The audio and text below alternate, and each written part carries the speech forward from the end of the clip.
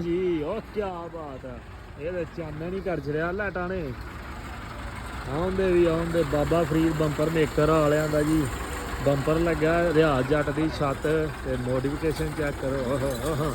ਲਾਈਟਾਂ ਹੀ ਭੈਣ ਦਿਨ ਚਾਰ ਛੱਡਦੀਆਂ।